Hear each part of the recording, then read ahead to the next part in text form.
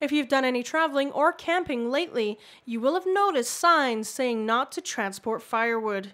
And well, there's a good reason for this. Emerald ash borer. When it's an adult, it's a dark, metallic green, bullet-shaped beetle.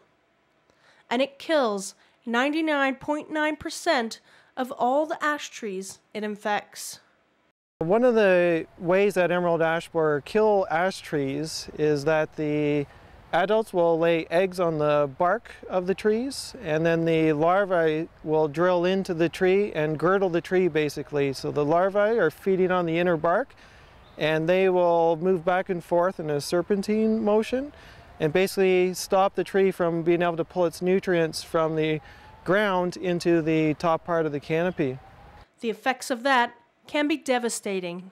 One of the first things you see happen to infected ash trees is that the crown of the tree will actually die, or you'll get some suckering near the bottom where the tree can still get nutrients to, but again those nutrients can't flow up to the higher levels of the tree.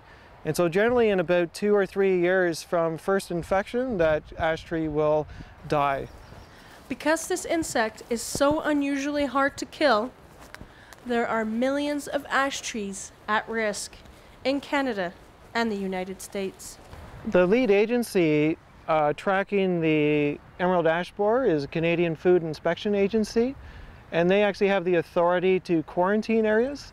So those areas that they have deemed to be infested with emerald ash borer, they quarantined, which creates restrictions for people moving ash products or any species of firewood out of that area.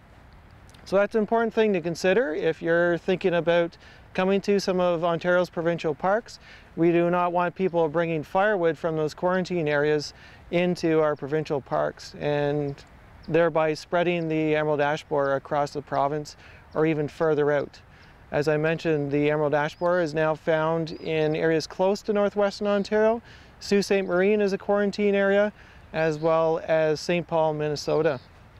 So this trap is called a prism trap, and is the same trap that the Canadian Food Inspection Agency will be using to monitor. We are complementing their traps that they have set out in Ontario parks and elsewhere through various M&R initiatives, and they are used to trap the insects when they emerge as adults.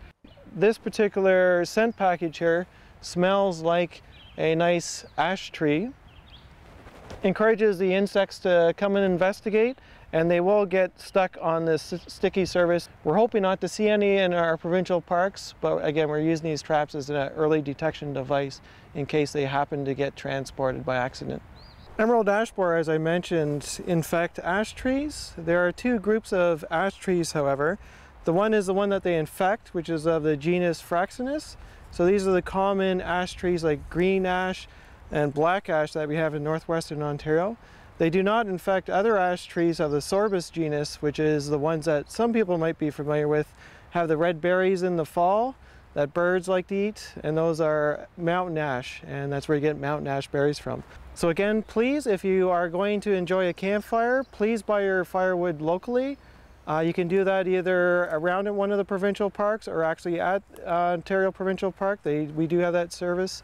And do not transport your firewood across the province or across the country.